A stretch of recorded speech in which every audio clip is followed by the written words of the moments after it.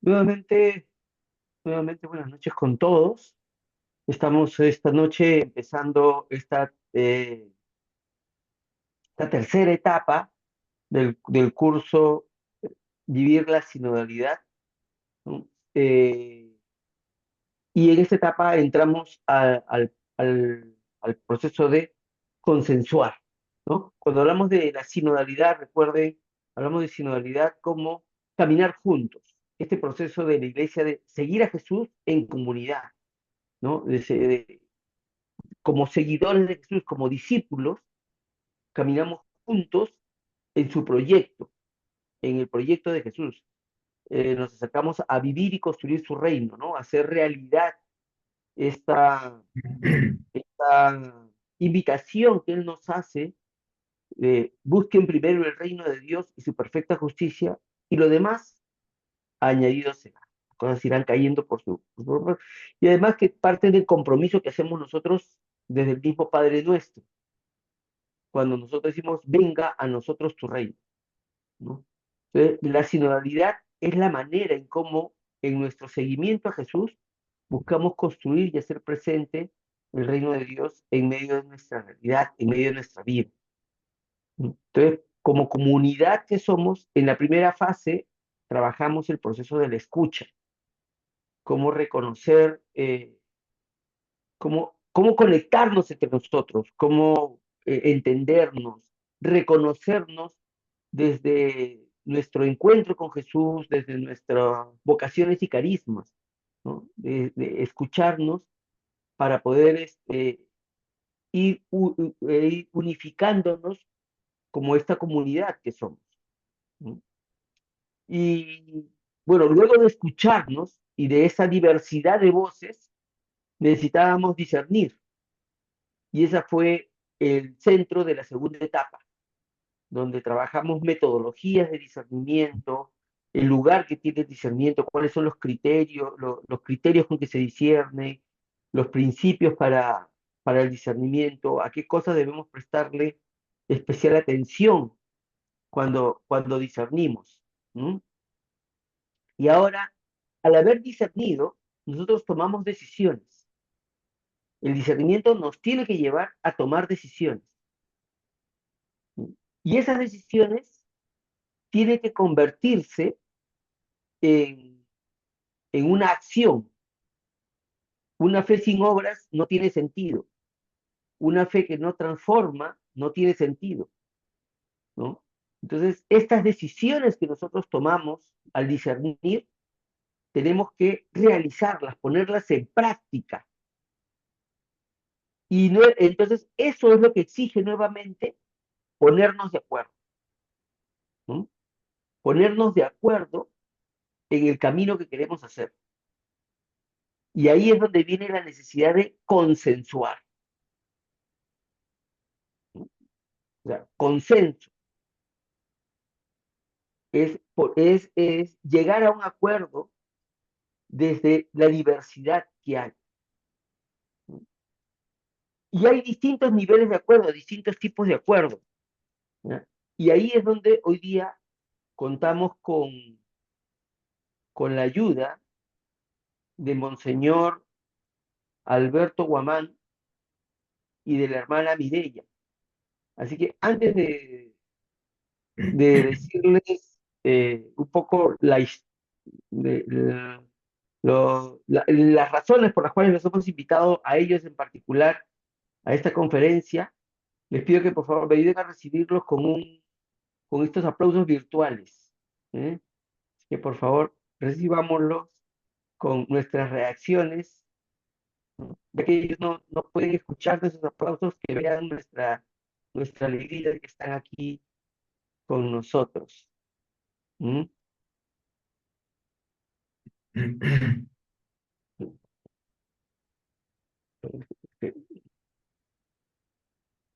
La hermana Mireya, es, su nombre completo es Mireya Neira.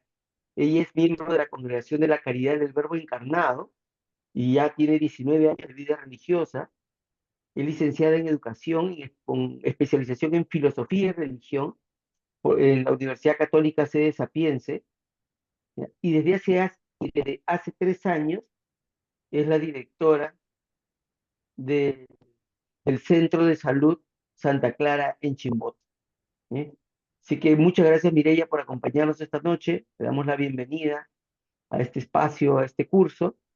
Y también está con nosotros Monseñor Luis Alberto Guamán, ¿no? Él nació en Tarma y es parte de esta misma diócesis. Él estudió ingeniería civil en la Pontificia Universidad Católica del Perú y filosofía en la Facultad de Teología Pontificia en Lima y también en la Universidad de Cochabamba.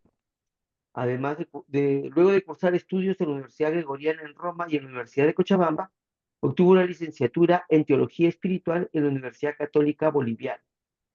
En 1997, él hizo sus votos en la Congregación de los Oblatos de María Inmaculada y años después hizo sus votos perpetuos en la ciudad de Roma. Él ha sido ordenado sacerdote en el año 2001 en la ciudad de Tarma.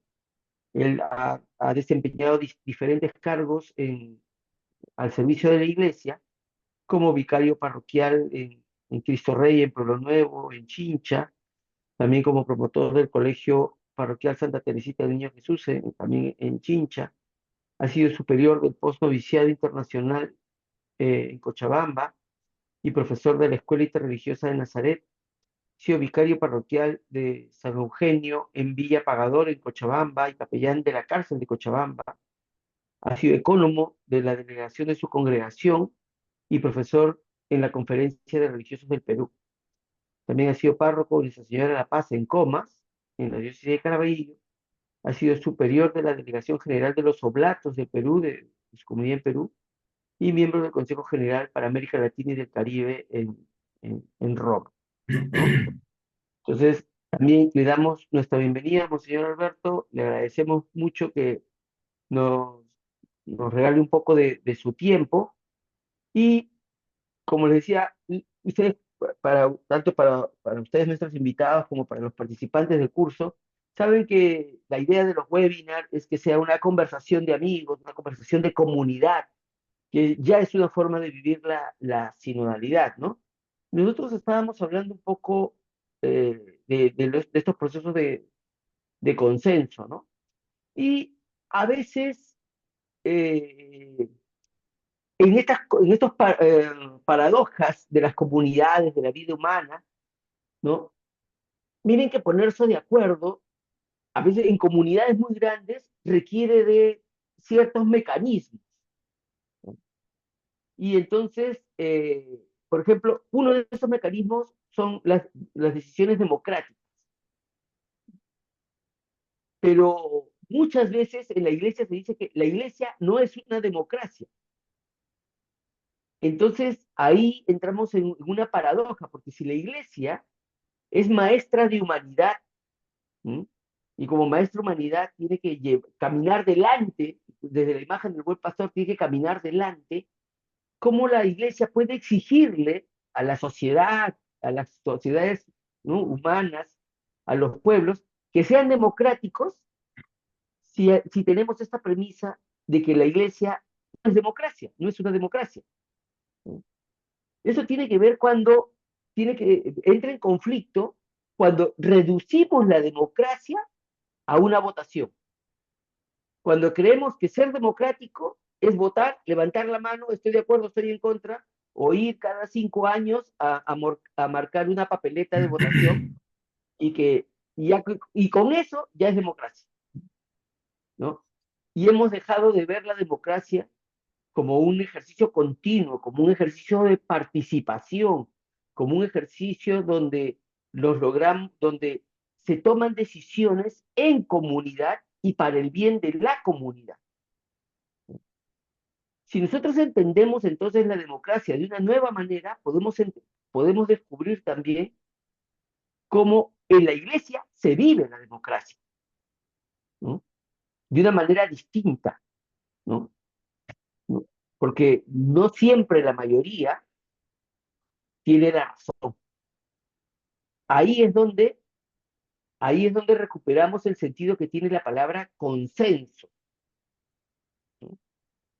El consenso es cómo construimos esto que queremos vivir todos, esta búsqueda común. Y ahí es donde entonces queremos ayudar o sea, con la ayuda de nuestros participantes, de nuestros invitados de esta noche, es que queremos acercarnos mejor a esta definición, ¿no? Y entonces, de repente, empezar por ahí, Monseñor, hermana Mireya, ¿usted qué experiencias de consenso han encontrado en su vida comunitaria, en la vida eclesial? ¿Algún momento que ustedes nos puedan decir, esto que vivimos fue un ejemplo de cómo construimos consenso en esa oportunidad? Yo cedería la palabra a Mireya, que creo que tendría muy bonitas experiencias. Buenas noches, gracias, Monseñor Beto. Buenas noches con todos y con todas. Pues mi vida pastoral, ¿no? De acompañar a las comunidades, ¿no? Porque mucho de mi experiencia tiene que ver con acompañar a las comunidades, tanto en las parroquias como en las capillas, y los grupos juveniles y los grupos de adultos, ¿no? Y yo quiero rescatar una cosa que yo viví en la parroquia Nuestra Señora de la Luz, que es donde un tiempo vivimos nosotras en Comas, propiamente. Recuerdo mucho cuando el padre decidió este, dividir los ministros de comunión, dividirlos, estaban juntos con los celebrantes.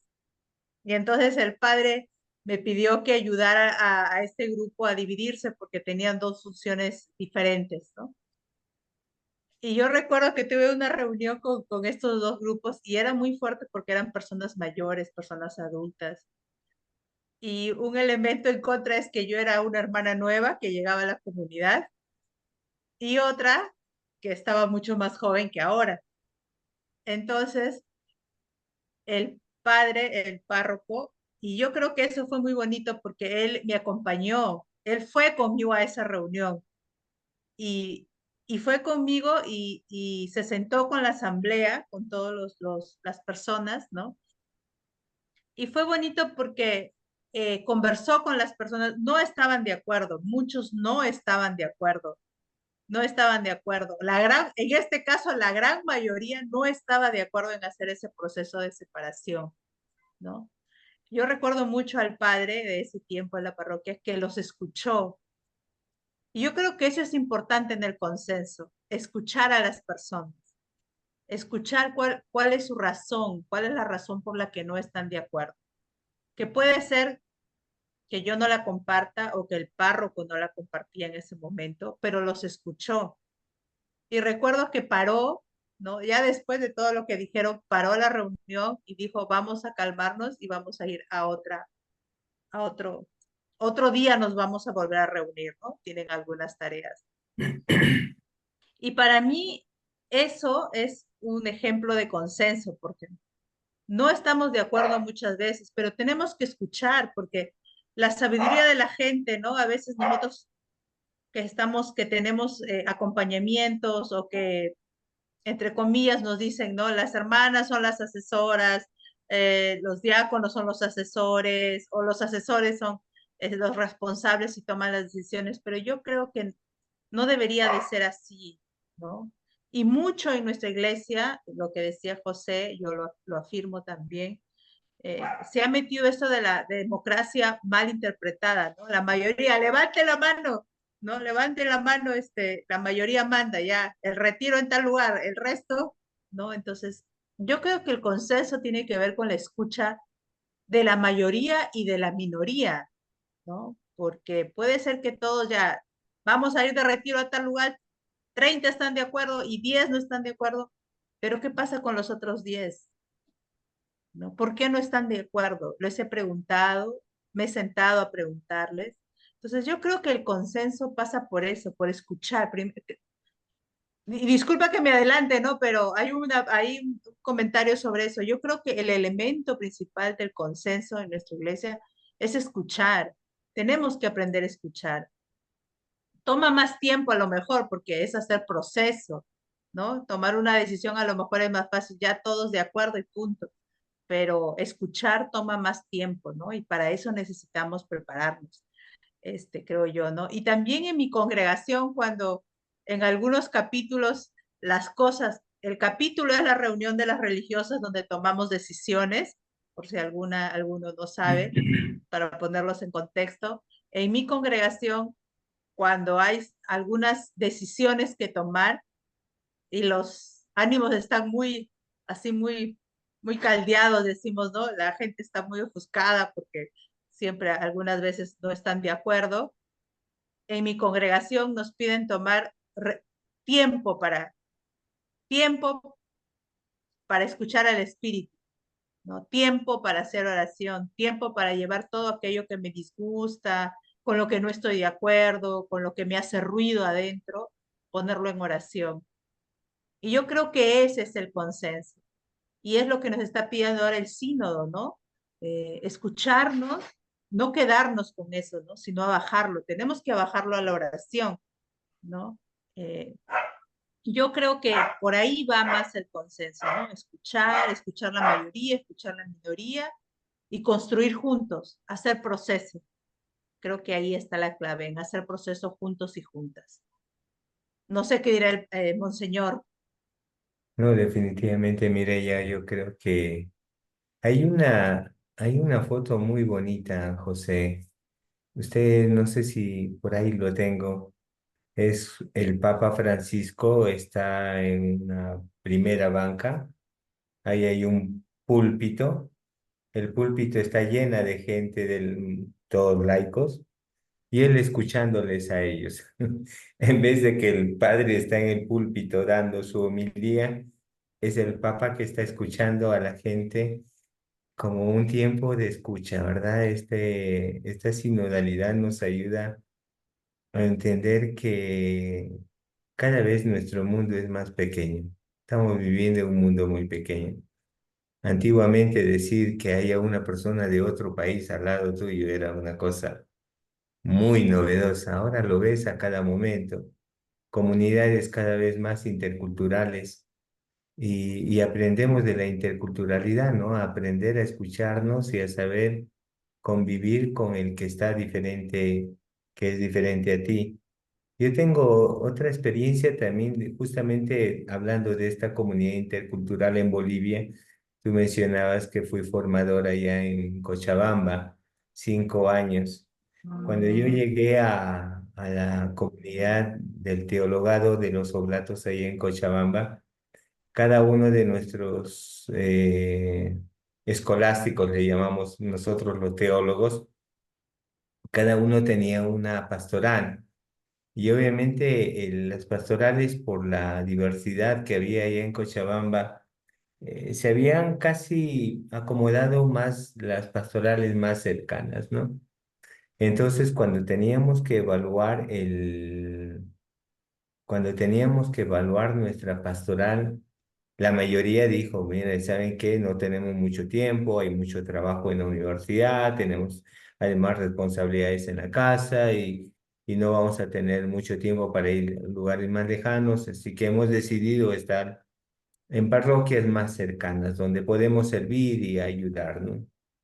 Y bueno, les comencé a preguntar, ¿y cuáles son tus pastorales? Y uno de ellos me decía, bueno, yo toco la guitarra en la misa de los niños. ¿Y en qué etapa estás? Y ya estoy terminando teología. Me decía, bueno, has estudiado filosofía y teología para ir a tocar la guitarra. A los niños, le digo, yo creo que la vida te exigiría un poquito más, ¿verdad? Pero hagamos algo, le digo a toda la comunidad, ¿no? El sábado vamos a reunirnos para discernir, y has hablado, José, tú del discernimiento, que es una etapa previa para poder ayudar a encontrar los consensos. Y le dije, bueno, vamos a discernir sobre nuestras pastorales, ¿les parece? Muy bien. Y obviamente como congregación misionera dedicada al servicio de los pobres, yo le dije, ¿cuál es nuestro carisma? Nuestro carisma es servir a los más pobres, a los más abandonados, ¿verdad?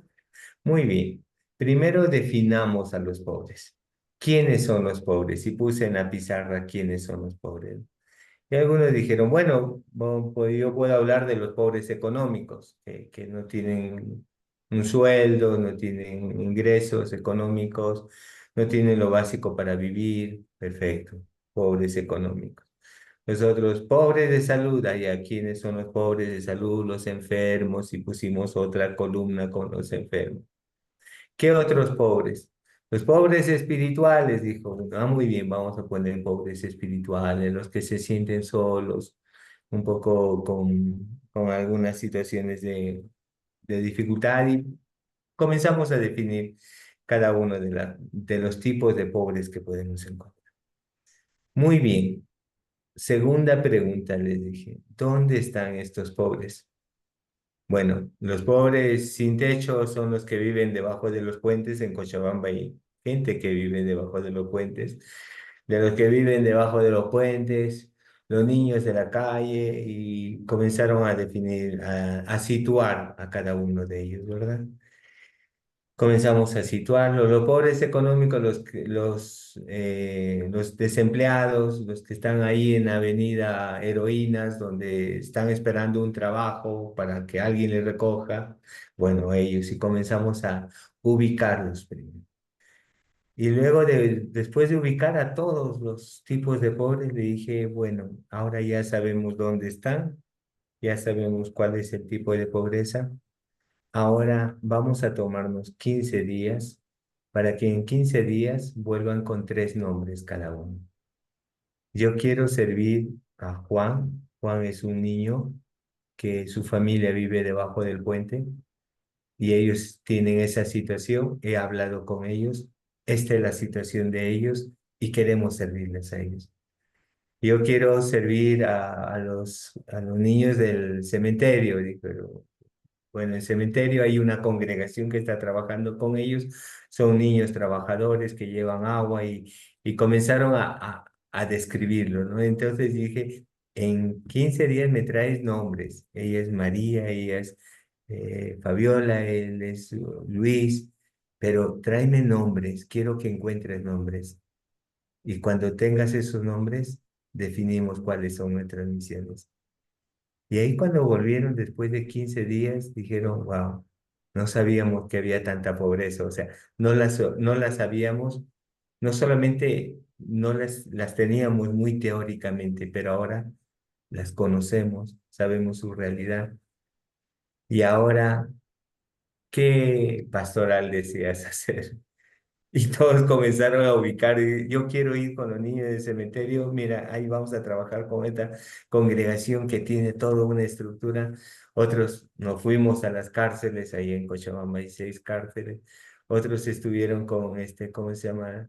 Los de la calle, los niños de la calle, y ubicamos una pastoral tan bonita que al final del semestre le digo, ahora evaluemos la pastoral, ¿qué les pareció la pastoral? Más humana, más centrada en Dios, más centrada en lo que Dios quiere de nosotros. Como que hemos recobrado nuestra identidad, decían algunos de los chicos. Entonces, te das cuenta entre el consenso de un principio era lo más cercano, lo más fácil, entre decir algo que nos desafía y algo que Dios quiere que como iglesia respondamos nosotros. Y ahí creo que ahí va la diferencia de lo que es la democracia, era lo que la mayoría diga y basta, y vamos a lo más práctico. Pero el consenso nos llevaba a discernir también algo, una voluntad de Dios, para qué somos hechos, cuál es nuestra identidad, para qué somos nosotros, cuál es nuestra misión y romper horizontes, ¿verdad? Romper desafíos y cuando terminamos el año nadie salió jalado. Todos salieron muy animosos y todos ahora ya son sacerdotes, varios de ellos, y siempre se recuerdan de ese discernimiento que hicimos. de haber encontrado un consenso de que nuestra comunidad era para servir a los pobres. Eso, José. Oh, Muchas gracias, Mireya, Monseñor Alberto. Aquí en el chat, María Portilla nos ha compartido una opinión que las vamos escuchando y luego cada una en su momento las vamos ahí, porque es un diálogo, entonces no es necesario responder a todo, ¿no? Y sino en cada momento vamos comentando. Bueno, María nos dice mi opinión. Mi opinión es que para saber tomar y llegar a un acuerdo en la vida católica, y cuando somos nuevos, debemos tener una preparación, ser capacitados, leer la palabra. Y bueno, es todo un proceso. Yo quiero aprovechar el comentario de María que nos habla como también de algunos elementos, ¿no? Y justo en esta experiencia que ustedes nos han mencionado, han incidido en algunas cosas en común. Primero, es el escucharnos unos a otros, que como les mencioné, es algo que hemos buscado en la primera etapa. Entonces, para consensuar, ¿no? Tenemos que escucharnos y volvernos a escuchar y volvernos a escuchar. O sea, el escucha es un elemento constante, no es solamente de un momento, ¿no? Sino está permanentemente a lo largo de todo nuestro proceso de ser comunidad. Pero quizás, además de la escucha, como un elemento, ustedes podrían identificar algún otro aspecto, alguna otra cualidad, alguna característica, algo que sea necesario para poder vivir el consenso.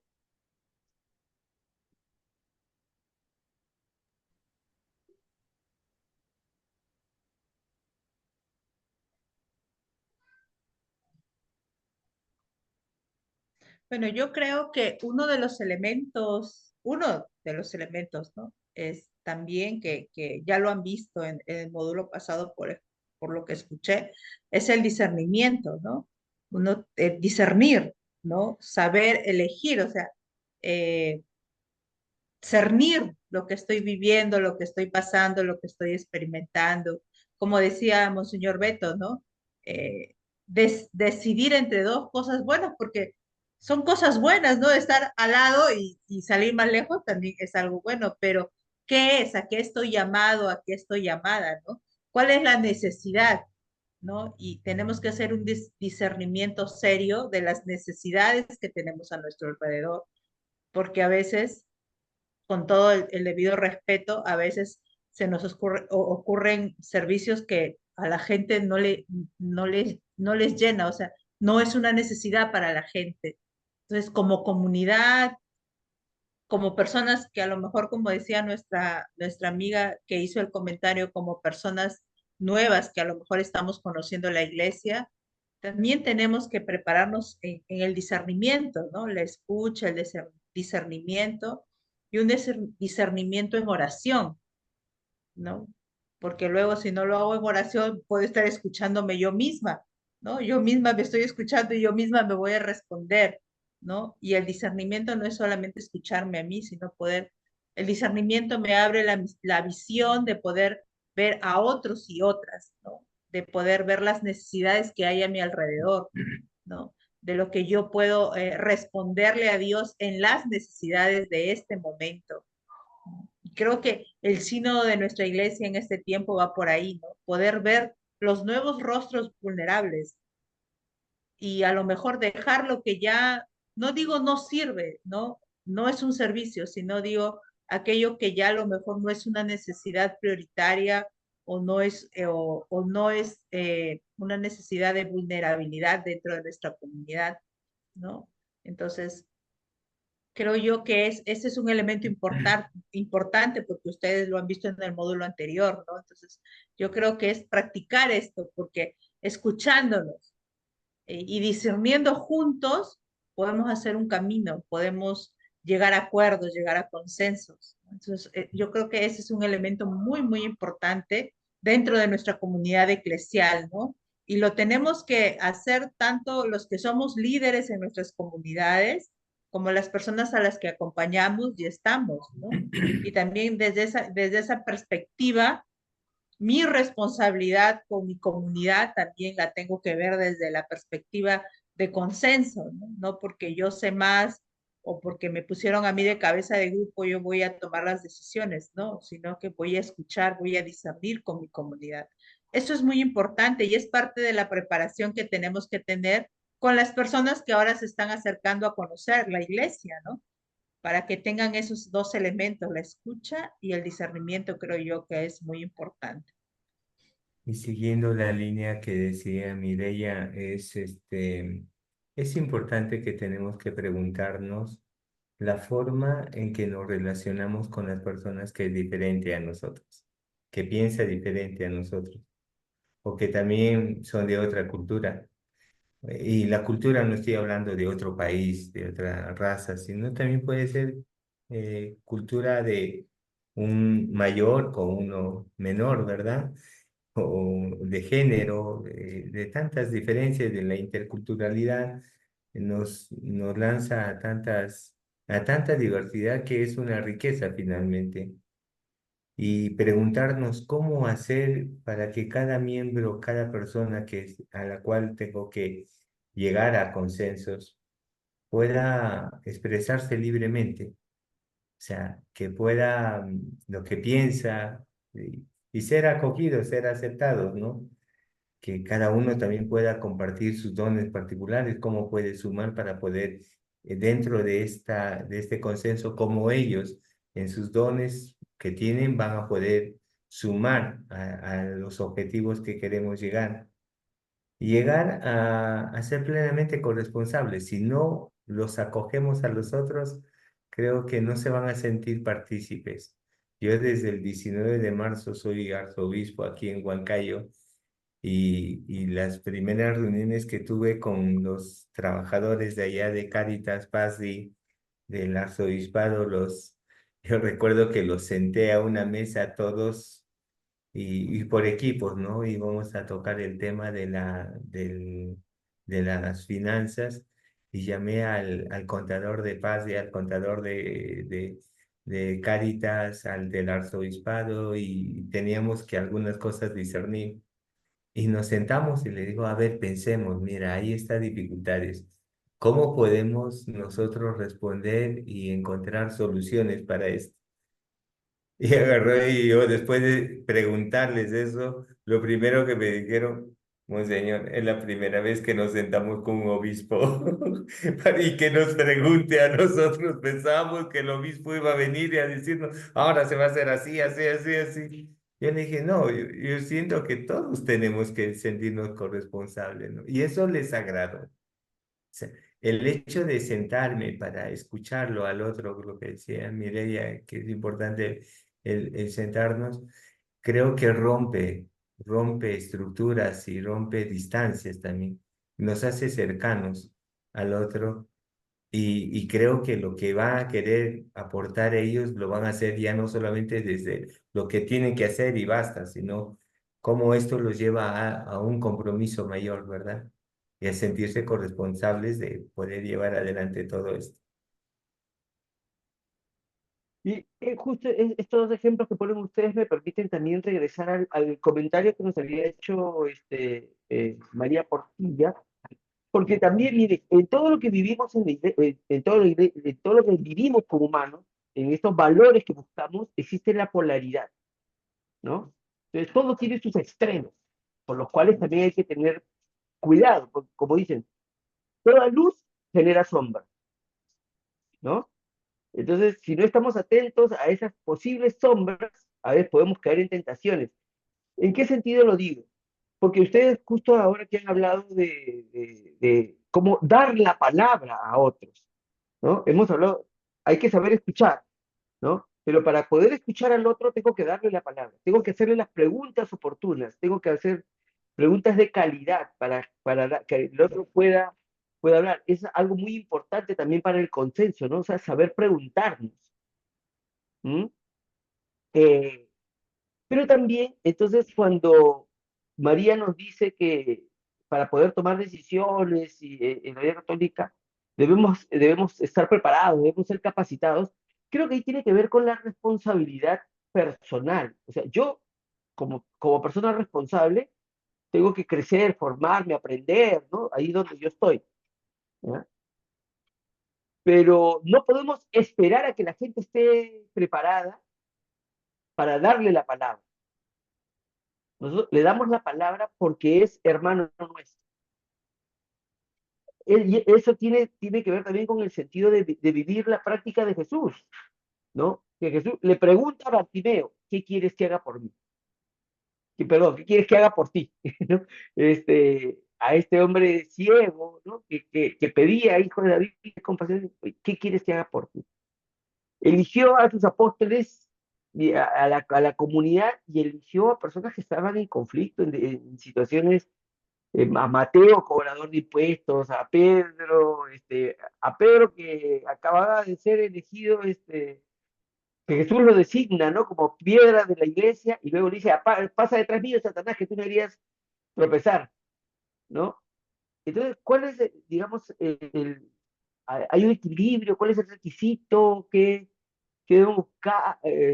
¿A quiénes le damos la palabra? ¿Si le debemos dar a todos o no?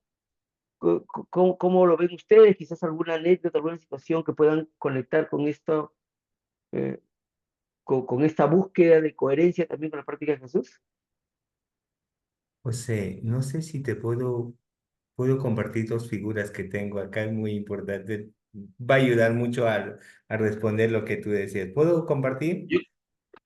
Sí, creo que sí, ya acabo de, no le había activado eso y ya está A ver, listo para que usted pueda también a ver, compartirnos sus vamos a imágenes ahí. ver. Una imagen que es muy bonita. A lo que tú estabas, hablando, ¿no? Ujú. ¿Puedes ver esa figura de minimización? ¿Sí? Es, Ajá, dentro de la interculturalidad, por ejemplo, hay veces nosotros nos centramos, cuando el otro es diferente a nosotros, como que enfocamos mucho la diferencia, ¿no? No, pero este es así, es que voy a llegar a un consenso con este, si este piensa, este es un... Y comenzamos a centrarnos más en la diferencia y la propia cosmovisión cultural en este consensual es vista como lo universal, ¿no? Hay veces pensamos lo que nosotros pensamos es lo que el mundo piensa. Y los peruanos somos campeones haciendo eso, viviendo fuera del país, he aprendido cómo los peruanos decían, yo te voy a decir la pura verdad. Me dicen. O sea, pensamos que nuestra verdad es lo universal y no hay otra. Entonces, ¿cómo llegar a un consenso a otro? Pero si ese se está equivocando, ¿no? Entonces, las diferencias culturales se minimizan y otras culturas pueden ser trivializadas o romantizadas. Es decir, la señora que está dentro de ese ayudarles a los dos en sus diferencias, le dice lo que dice abajo, ¿no? Yo estoy seguro que si ustedes trataran, encontrarían más cosas en comunes que los unen que los distancian. Es decir, si ustedes trataran de encontrar, aún en la diferencia, encontrarían más cosas comunes y eso nos podría ayudar a consensuar, ¿no? Cosas que podemos hacer algo común. Y esta otra, cómo podernos adaptar también al diferente. El adaptarnos diferente, miren esa figura que es muy provocativa, ¿verdad? El japonés que lo está saludando al otro, al americano, como se saluda en América y el americano le está saludando al otro como se saluda en Japón. Entonces, estoy partiendo desde el otro, desde lo que el otro vive para ayudar a poder entenderle al otro también. El consenso también es entender al otro de lo que él está viviendo, de lo que él está pensando, ¿no? Capaz de mirar el mundo a través de diferentes ojos y capaz de cambiar intencionalmente el comportamiento para comunicarse más eficazmente en otra cultura, en otra realidad. O sea, cuando nosotros sabemos estas dos dimensiones a ayudarnos a, a entender. El otro es partir desde el otro. Y a veces nosotros vamos a creer que siempre tenemos la razón. pero si escuchamos al otro desde su diferencia, creo que nos va a ayudar un poco a entender, ¿no? Desde otra visión y comenzar a encontrar algo que es en consenso.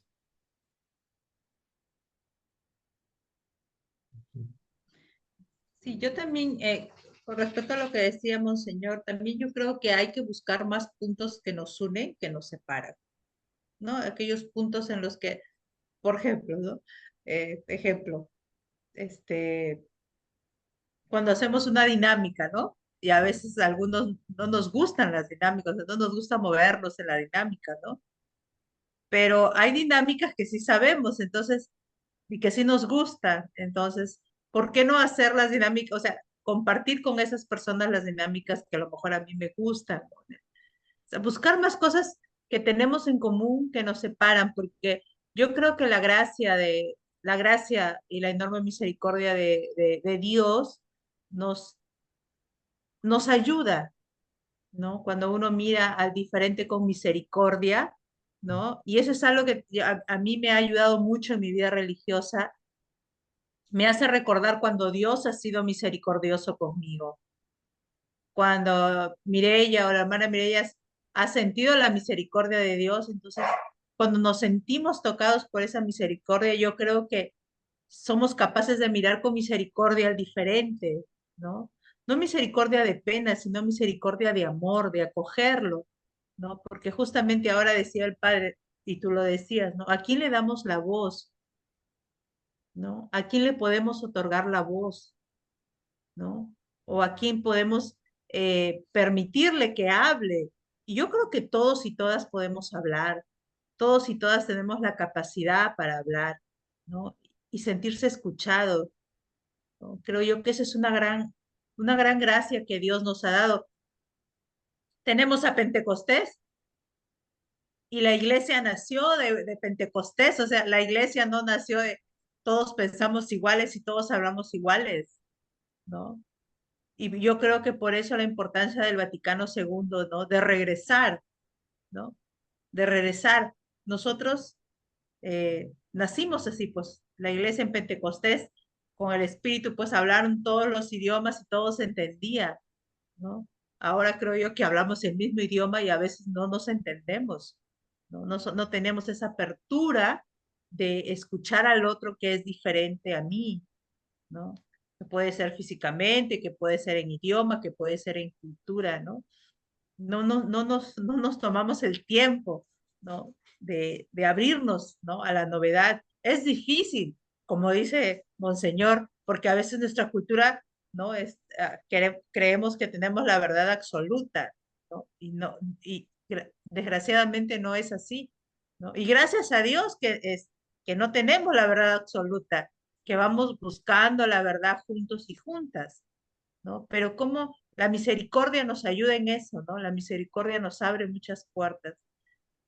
Y yo creo, siempre he dicho que cuando uno empiece a tratar con misericordia a todas las personas, ¿no? Podemos cambiar, ¿no? Se vería diferente, ¿no? No tendríamos, y eso le digo yo a mis alumnos de moral, ¿no? No tendríamos el dedo listo para levantarlo y acusar, esa mujer que me diste, ese hermano que me diste, ese, ¿no? No tendríamos ese dedo que luego nos sale, ¿no? Para apuntar al hermano y a la hermana, ¿no? Sino más bien acogería, preguntaría, ¿no?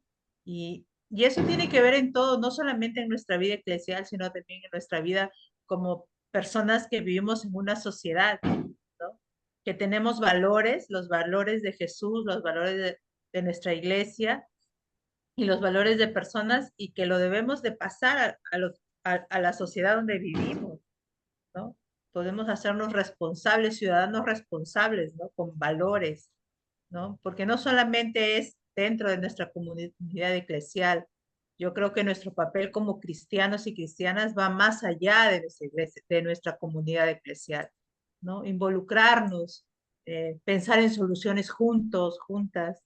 Yo recuerdo mucho a mis hermanas hablando de los padres oblatos de María Inmaculada en Comas, de cómo se ganaban los pleitos, por ejemplo, para que Comas tenga agua, ¿no? Tenga las tuberías de agua, tenga las tuberías de desagüe, y los padres iban, ¿no? Iban con la gente, o sea, y a mí yo escuchaba, ¿no? Porque yo vivía en Comas cuando era prenovicio. Y la gente comentaba, ¿no? Y bueno, nosotros también vivíamos ahí al lado de la parroquia y vivíamos todo lo que la gente pasaba, ¿no? Pero cuando la gente hablaba de la presencia de los oblatos de María Inmaculada ahí en esa comunidad, yo como prenovicia decía, yo quiero, o sea, quiero una comunidad así, ¿no?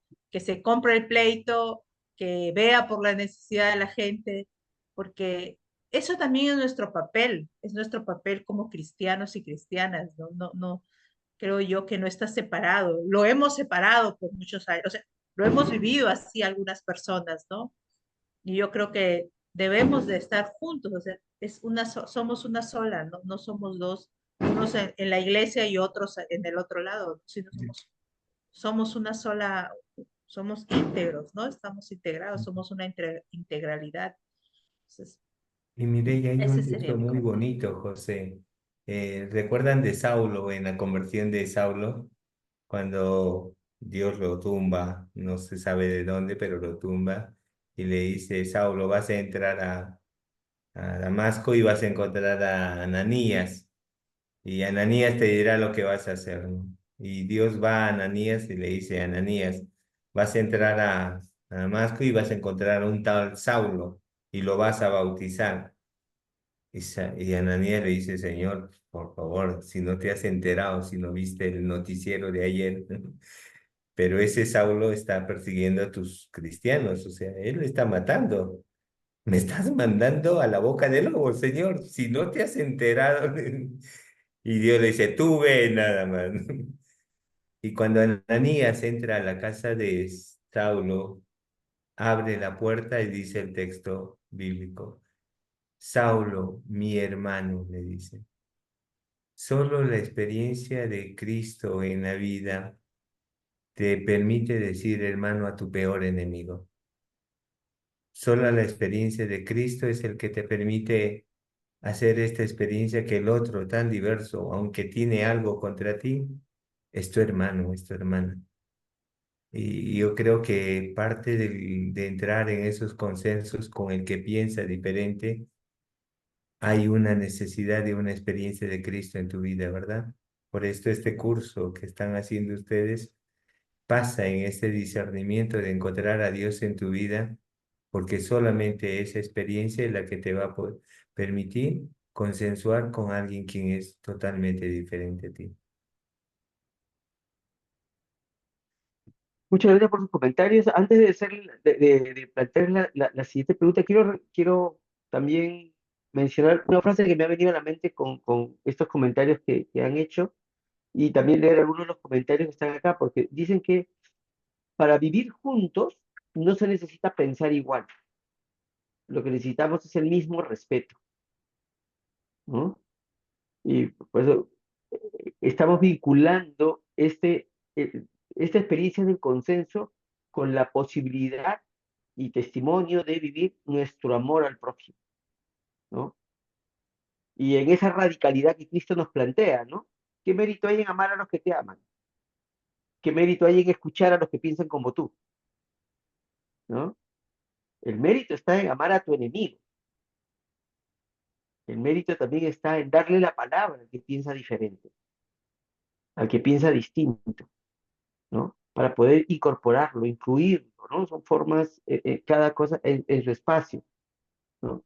Y Elita aquí nos ha puesto en el, en el chat, dice, la escucha, la empatía, una formación permanente, el trabajo en equipo, siendo una comunidad en salida al servicio de los demás, ¿no? Son como las cualidades que hay, que son necesarias para vivir este consenso.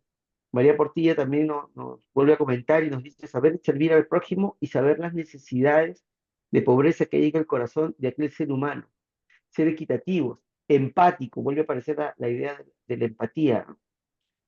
Consensuar es muy importante para Raquel Luz Campos, creo que la hermana Raquel, pues, con una H antes, quizás. Dice, consensuar es muy importante para realizar acciones concretas para caminar juntos en la Iglesia Católica.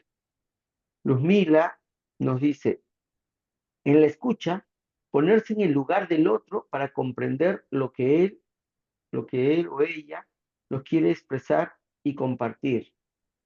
¿No? Entonces, en esta diversidad de voces, cómo vamos generando este consenso. Ahora, la mayoría de experiencias que hemos comentado ahora han surgido en situaciones de conflicto, pero eso quiere decir que el consenso solo se vive cuando hay conflicto, o en qué otros momentos deberíamos vivir el consenso. ¿Es necesario el consenso en otro tipo de momentos, de espacios? Yo podría contarte una experiencia en Bolivia también, en la cárcel, fue una experiencia muy linda. Cuando yo llegué a Labra, a la cárcel de mayor peligrosidad, cuando entré, el primer día que entré, vino el pastor evangélico y me dijo, muy bien, acá nos vamos a respetar. Tú te quedas en tu iglesia y yo me quedo en mi iglesia y no nos hacemos problemas. ¿Está bien? Y yo le digo, bueno, conmigo te quemaste, le digo, porque yo te soy sincero, me voy a meter en tu iglesia y tú te vas a meter en la mía. Y él me miró porque yo sabía que él fue un ex acólito del padre y después se hizo pastor evangélico y todo, ya sabía su historia de él. Y le digo, ya, tú, ¿en bien de quién quieres trabajar acá? En bien de los presos, yo también. Trabajamos juntos, le digo. ¿Y cómo vamos a trabajar juntos? Tengo una idea, le digo. Y fuimos ahí al delegado interno, hay un delegado que entre los presos se eligen un delegado interno. Fuimos al delegado interno, le expliqué antes a él lo que quería. Se venía ya la Semana Santa. Fuimos al delegado interno y le dije, mira, ¿sabes qué? Hemos venido, queremos proponerte una propuesta. Hacer la Semana Santa juntos, todas las religiones. Me miró el delegado, me dijo, no me interesa. Va a venir la prensa, vamos a invitar todos los canales. Me interesa. Todos, dijo, ahora sí, eso sí está interesante. Si viene la prensa, me interesa. Y comenzamos con él decir, bueno, ¿cómo vamos a hacer? Vamos a que todos los presos, no sé, se agarren con sábanas, se disfracen. Y se disfracen como los del tiempo de Jesús, ¿no? Y hicimos, y el delegado mandó y dijo, todos una orden, tienen que hacerlo, crea lo que creas, pero vamos a hacer. Y hicimos una Semana Santa donde todos participaron. Al Jesús era un español que se parecía a Jesús. Cuando estaba cargando la cruz pesaba y él agarra y dice, no, no, yo no voy a cargar eso. Y el otro dice, si no cargas te va a suceder lo peor que Mel Gibson, es poco te va a... Así que vas a cargar con la cruz, ¿no? Como la pasión de Cristo. Y él agarró y cargó y después los presos me dijeron, padre, lo hacemos como en verdad, ¿verdad? Le digo. Le han tirado barro, piedras al pobre Jesús. El pobre ha sufrido, pero fue una experiencia de todos, ¿no? Y ahí fue donde hay uno que, el Cireneo, que supuestamente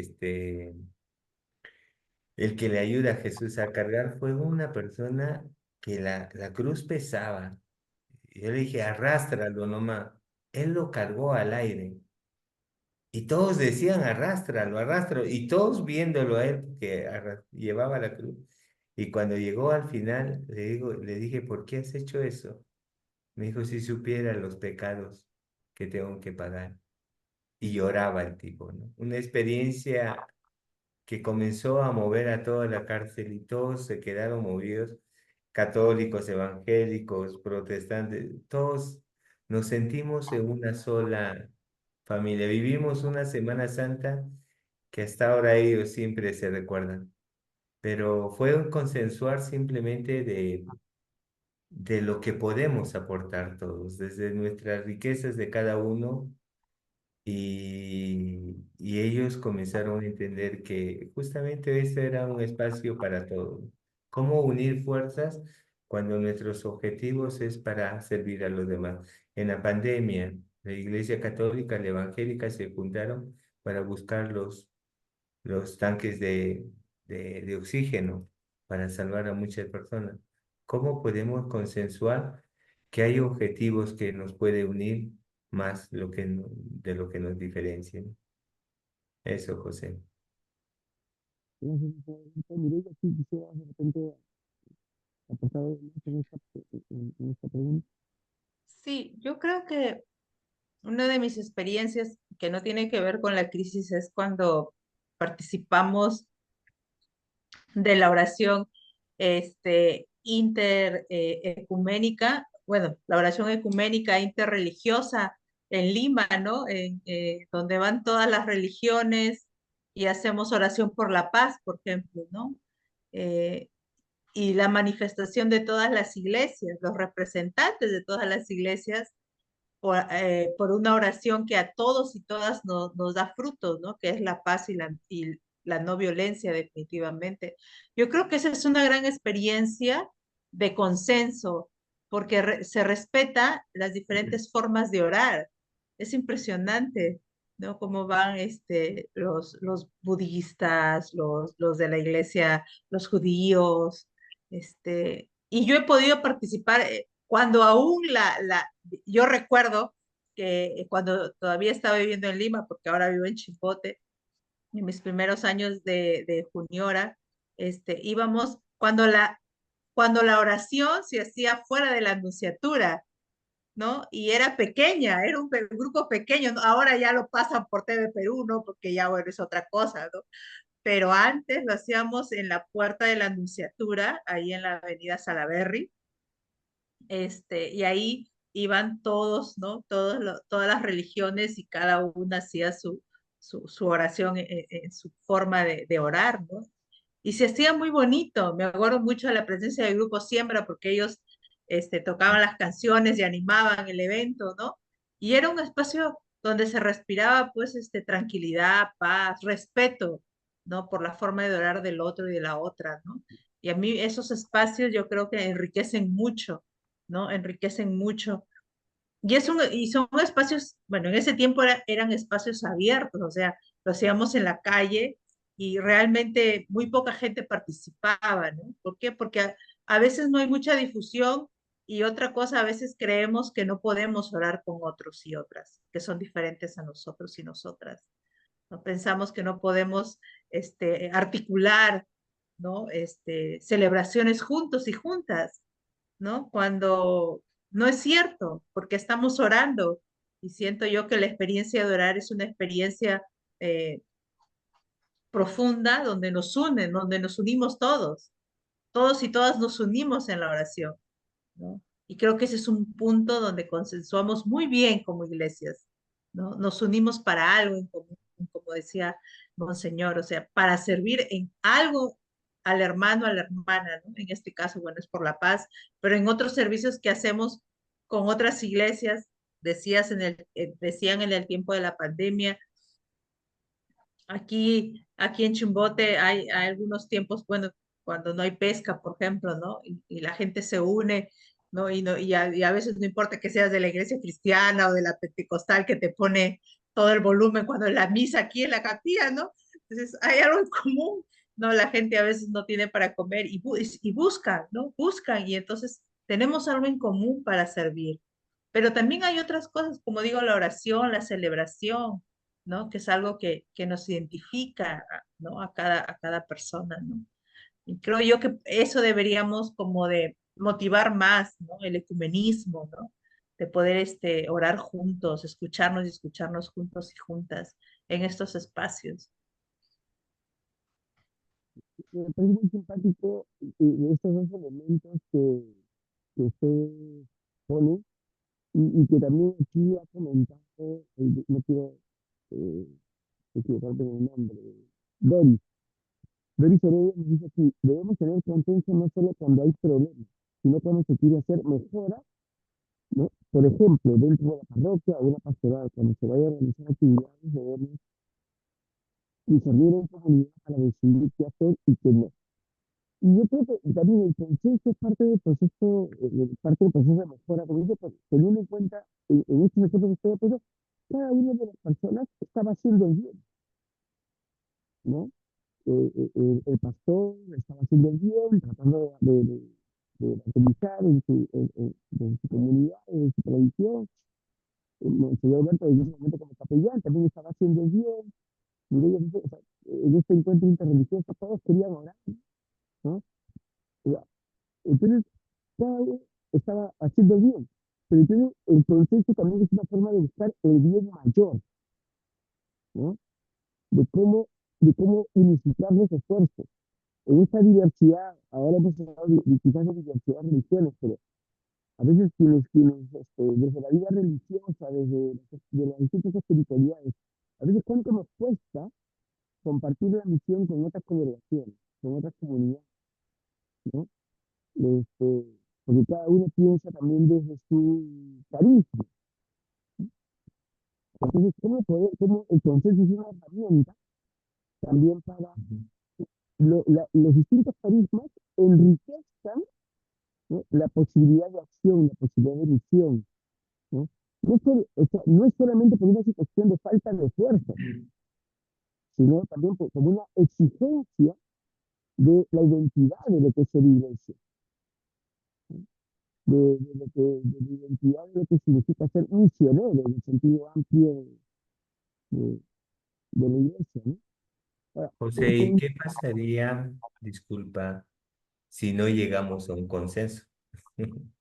O sea, yo recuerdo en mi parroquia, cuando era todavía laico, eh, habíamos construido la capilla que hemos comenzado de cero, y llegó un momento en que la capilla ya se hizo bonita y todos venían a bautizarse en nuestra capilla. Y entonces un grupo de hermanas del consejo parroquial dijeron, bueno, hay que ponerle precio. Si quieren con flores, un precio. Si quieren con alfombra, otro precio. Si quieren con todo adorno, otro precio. Y yo levanté la mano y le dije, me falta una cotización más, le dije. Si quieren con Espíritu Santo, otro precio. Casi me botan del consejo. Me dije, mal criado, me dijeron. Pero le digo, ¿cómo van a poner por cosas? El bautismo es igual para todos. Y comenzamos a querer convencerlas de que no podemos poner precios para los bautizos, y cuando ya terminó el consejo decidieron que iban a poner precios, ¿no? Y yo me recuerdo que si yo salía muy disgustado de esa reunión, muy disgustado, y un hermano que era el coordinador de la catequesis familiar me agarró el hombro, me dijo, Beto, tú ya has hecho todo lo que has podido para poder llegar a eso. A eso es lo que nosotros creemos que debe ser lo justo, que sea para igual para todos, ¿verdad? Pero nosotros no somos dioses y hay que dejar a Dios ser Dios. Y hay que dejarle en sus manos aquello lo que ya no podemos hacer nosotros más. Hemos hecho todo lo que pudimos y ahora déjale a Dios ser Dios, ¿no? Y de pronto cuando yo me quedé, en ese momento yo me quedé como, "Oh, no, tenemos que convencerlos, ¿no?" Pero después, poco a poco se dieron cuenta que esta cosa no funcionaba, ¿no? Y cuando ya todo volvió a la normalidad, y él me dijo, viste, que Dios también sabe ganar las batallas. Y hay que saber que Dios también tiene sus espacios en las cosas que no podemos hacer, ¿no? Cómo formarnos también para el momento que tú te sientas impotente de no encontrar los consensos. Hay que dejar a Dios ser Dios también en este camino que nosotros vamos haciendo como iglesia. Eso, José. Muchas gracias, José, porque eso me permite reforzar algo que es muy importante. El consenso es la forma en que caminamos. O sea, en realidad caminamos en sinodalidad, ¿no? Ahora, pero para caminar en sinodalidad y que es algo continuo, entonces el consenso es parte del camino también. Entonces, el consenso también es progresivo, es algo que vamos alcanzando poco a poco. Entonces, eh, creo que es importante ahí ver que en cada paso podemos ir creciendo en el consenso. Entonces, en cada etapa decir, en este momento, ¿en qué sí estamos de acuerdo? ¿No? O sea, hoy día hemos llegado a consensuar estos puntos. Estos otros todavía están en discusión. Nos vemos en una semana, nos vemos en un mes, nos vemos en 2 meses, nos vemos en un año. ¿Sí? y seguiré siendo en el consenso. Y depende, claro, de la complejidad de lo que estemos hablando. Para mí, la experiencia de la Iglesia Latinoamericana en ese sentido creo que también es significativa, ¿no? Cuando los obispos se reúnen para la conferencia de Medellín, la expectativa de muchos obispos era tomar decisiones de qué se iba a hacer, ¿no? Porque ellos se reunieron para cómo vamos a vivir el Concilio Vaticano II en América Latina. Esa era la pregunta en base a la cual convocaron Medellín. Pero en Medellín discutieron tanto de tantos temas, de tanta la problemática, que no les dio tiempo de tomar decisiones. Entonces dijeron, bueno, incluso ellos querían sacar un documento unificado y dijeron, no, no, hay que sacarlo por temas, porque hasta ahí llegó nuestro consenso. En esto es lo que nos hemos puesto de acuerdo, en estudiar este tema, estudiar este otro tema, estudiar este otro tema, ¿no? Por eso Medellín es como 7 documentos y no pudieron tomar decisiones operativas. Entonces, ya, entonces no hemos podido, ya, nos vemos en 5 años más, ¿no? Nos vemos en 5 años más no, perdón, en 10 años más, nos vemos en 10 años más. Me ponía que Puebla tendría que haber sido en el 78, pero como murió Juan Pablo I y fue nombrado Juan Pablo II ahí por las fechas que estaban, por eso es que ya Puebla se corrió, se postergó a enero del 79. Pero, o sea, el consenso es algo en lo que vamos creciendo. Yo espero que no tengamos que esperar 10 años para volvernos a encontrar, en consenso, ¿no? Pero así son los caminos de la iglesia, ¿no? Me dicen que no se me escucha bien mi audio, estoy tratando de levantar la voz también Ya y mejoró, tratar ya de está ajustar mejor. el micro a mejorar. Perfecto, muchas gracias. Eh, pero entonces, justamente en relación con eso de ponernos de acuerdo, eh, los acuerdos tienen que convertirse en oficiales, o sea, tienen que ser acogidos por la comunidad y ahí es que se necesita de la autoridad, ¿no?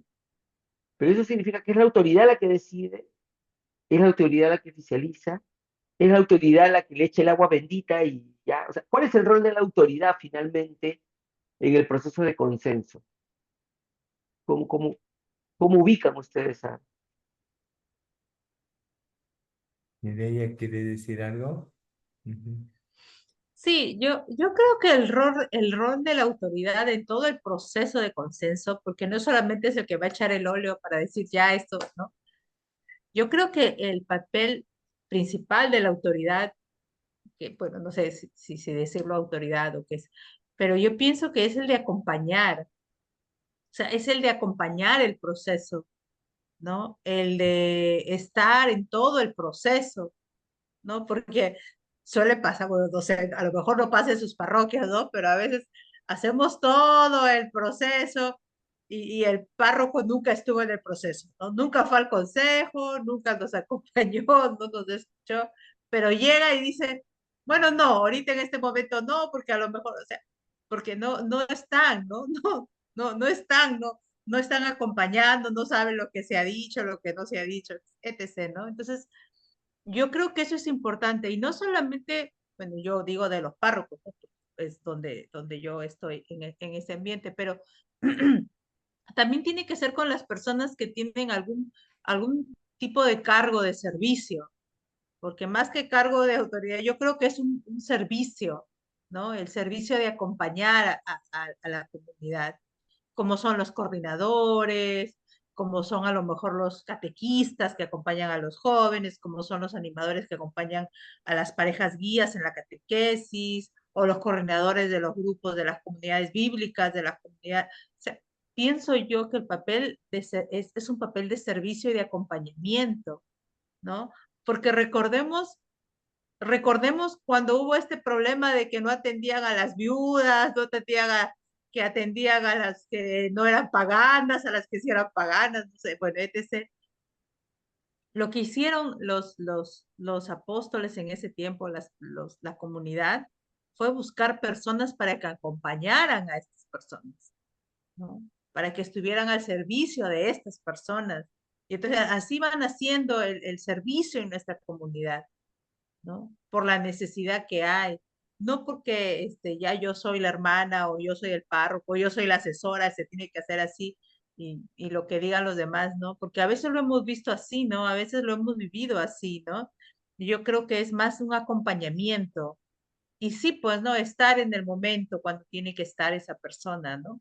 Que ya al final bueno, se haga la conclusión final o qué sé yo, ¿no? Y esté, pero sobre todo yo creo que deberíamos invitar a que sean parte del proceso, acompañarnos, escucharnos, estar abiertos, ¿no? A lo que las personas tienen que decir en el proceso, porque creo que eso es importante, ¿no? Más allá de, bueno, llegamos a lo formal y ya vamos a decidir, no sé, qué sé yo, crear dos, tres comunidades más. Está bien, o sea, la comunidad lo va a hacer, ¿no? Pero si la persona de autoridad, entre comillas, no está en el proceso, no va a saber, o sea. Y eso pasa y luego se corta, porque no hay continuidad, ¿no? Nombran a otra persona y es de verdad que a veces uno no dice, ¿qué pasa? ¿No? O sea, viene otra persona, líder o encargado, y lo corta, o sea, corta y empieza otra cosa nueva, como si fuéramos a, no sé, a descubrir la pólvora recién, ¿no? Entonces, otra vez empezar el proceso porque la persona. Entonces, yo creo que también si tendríamos un papel de acompañamiento, podríamos dar continuidad, ¿no? Que a veces nos falta eso en nuestra comunidad, ¿no? Tenemos un coordinador nuevo y se le ocurre, no sé, otra idea y aportamos lo que hacíamos antes, ¿no? Y hacemos otra cosa nueva. No digo que esté mal hacer una cosa nueva, ¿no? A mí me parece extraordinario, pero si es solo por cortar, o sea, no tiene sentido, ¿no? Si a lo mejor la Ujú. vigilia que se hacía le ayudaba a los jóvenes y ahora porque el que está a cargo no quiere vigilia, ¿no? Sino quiere otra cosa, pero no estamos viendo la necesidad, o sea, a eso me refiero, ¿no? Que por eso necesitamos acompañar los procesos. Creo que sería el papel de autoridad, acompañar, lejos de estar ahí para la foto, ¿verdad? Señor, o sea, lejos de estar ahí para la foto como la prensa que viene y hay que hacerlo, o sea, no, sino acompañar todo, porque eso es parte de, ¿no? Mire, ya tal cual, yo estoy totalmente de acuerdo. Y en el curso de obispos, cuando fuimos a Roma, nos dijeron que ustedes como pastores tienen tres lugares para estar. Atrás, guiando a sus ovejas. En otro momento tendrás que ir adelante, encabezando el camino, y otros momentos al medio, donde tienes que caminar con tu pueblo. Esos es los tres lugares del pastor, ¿verdad? Y ese para que puedas acompañar. Y el acompañar tiene varios papeles. Hay veces tendrás que guiarlos, hay veces tendrás que animarlos y otras veces tendrás que caminar y confirmando que lo que están haciendo ellos es el camino y tú estás en medio de ellos, ¿no? Y otro papel también que complementaría a eso, lo que ha dicho Mireya. Yo recuerdo que en mi comunidad estábamos con Padre Jaime Dukowski, allá en Nuestra Señora de la Paz, un sabio oblato ya muy mayor, fue provincial varias veces. Yo vivía con él, era mi vicario y yo era el párroco. Y él como canadiense vivíamos muy bien y de pronto un día para la bajada de Reyes, ¿no? Que normalmente tenemos la costumbre. En la parroquia se celebraba el 20. Él el 6 después de Epifanía dijo, ya, desarmen todo el nacimiento. Yo fui y dije, padre, ¿por qué mandó a desarmar? Yo les he dicho que lo devuelvan, es el 20. No, que ya Epifanía salió. No, ya terminó Epifanía. No, es el 20 porque es la costumbre, tradición andina acá. Y una discusión, al final no nos comprendíamos y él agarró finalmente, después de una discusión de 20 minutos, me dijo, bueno. Ya es muy claro que en esto de la bajada no concordamos, ¿verdad? No, padre, no concordamos. Ahora nos tomamos un cafecito. Y yo digo, "What?". Después de discutir, irme a tomar un café con él, pero lo hizo muy sabiamente. Saber que nuestras diferencias no lo es todo, que eso podemos llegar en ese momento y que eso no debe llevarnos a lo personal, ¿verdad? Eso es en esto no concordamos, pero nos tomamos un café porque somos hermanos. Y yo creo que ahí también quienes están encargados de acompañar a la comunidad, saber poner cada cosa en su lugar para no destruir la comunidad, ¿no? Y estamos hablando, y justo en los ejemplos que ponen ustedes, estamos hablando de la autoridad en el sentido amplio, ¿no? No nos referimos solamente al párroco, al obispo, sino también a la hermana de la comunidad, al responsable del grupo, al coordinador, ¿no? Porque estamos hablando de la figura de autoridad dentro de la iglesia, y justamente los ejemplos que han dado tienen que ver con la manera de ser autoridad dentro de la iglesia, ¿no? Por eso, incluso los nombres que tienen las autoridades tienen que ver con este rol, ¿no? Presbítero, la presbicia era el anciano porque aportaba esa sabiduría, ¿no? Pontífice, el que construye puentes, ¿no? El que construye puentes. Obispo, que viene de presbítero, ¿no? No, perdón, de episcopos, que es el que observa el camino, el que supervisa, ¿no? Entonces tiene que ver con este rol de cómo acompañar justamente a la comunidad. ¿M? Y ya para terminar, la última pregunta que les quiero plantear es, ¿y cómo podemos nosotros estimular que el consenso se convierta en un hábito en las comunidades? O sea, que nos acostumbremos a, a llegar a consensos o a formular los consensos, a buscar el consenso. ¿Qué podríamos hacer para promover esto en la vida eclesial?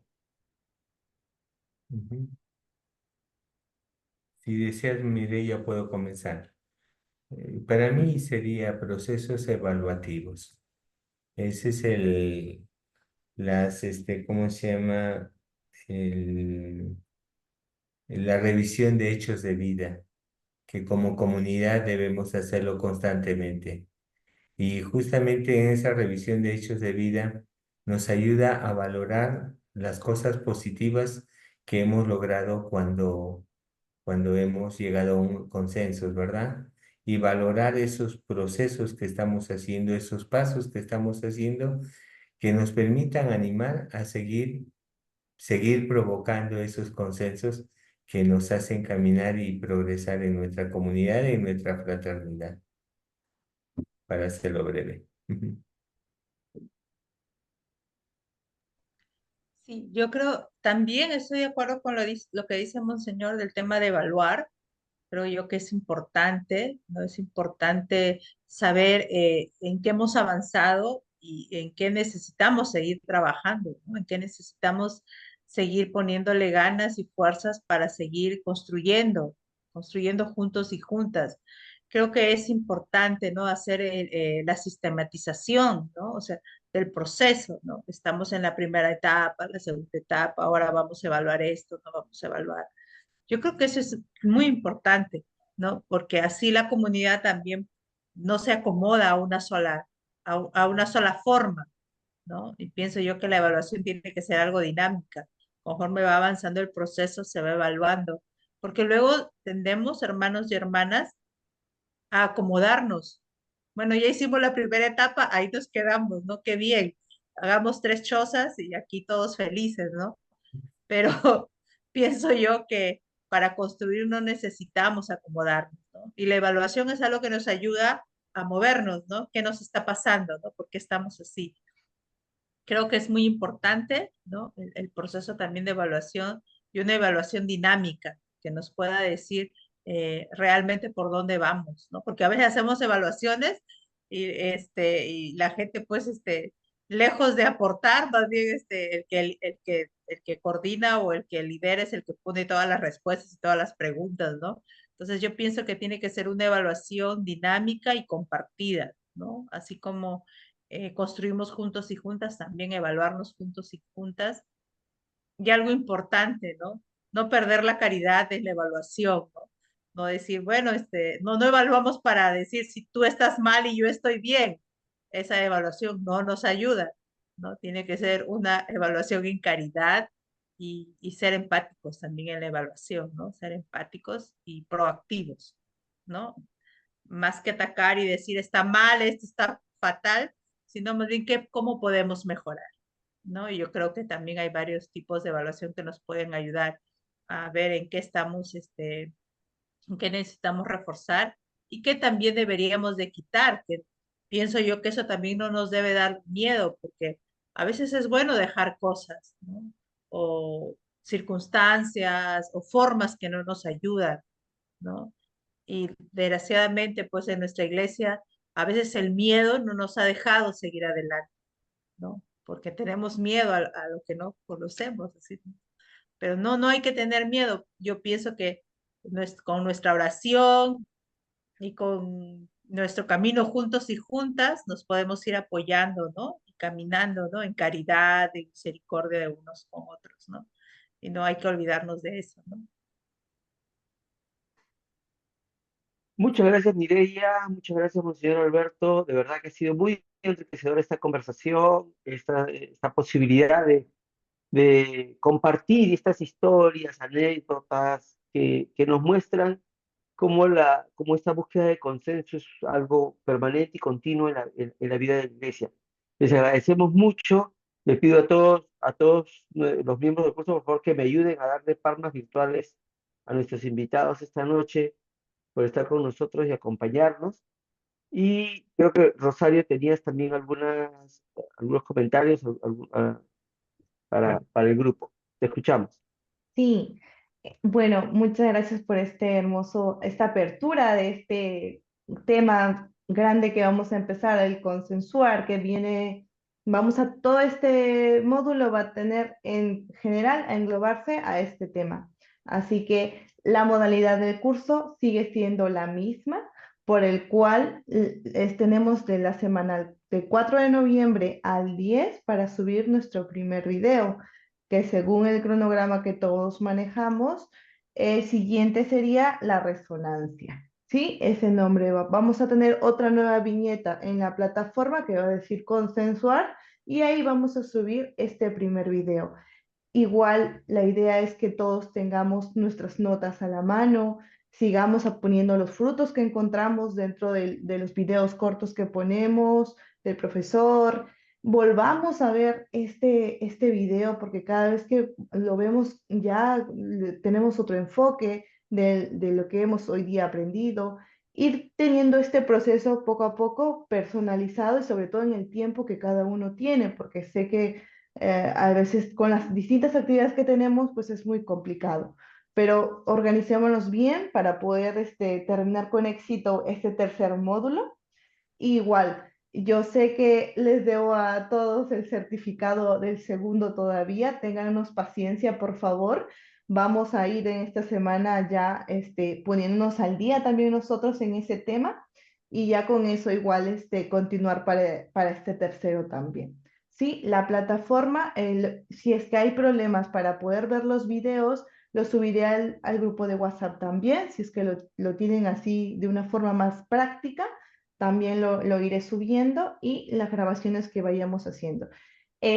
Si hay tareas o actividades, el profesor José nos dirá ya durante las semanas, así que atentos y igual no lo vean como una obligación, no es obligatorio, es parte del proceso del aprendizaje realizar preguntas a criterio de cada uno. Ojo también, no hay preguntas, no hay respuestas buenas ni malas, eso va a depender de cada quien y igual son evaluaciones que nos ayudan y nos aportan a este crecimiento y el proceso de aprender.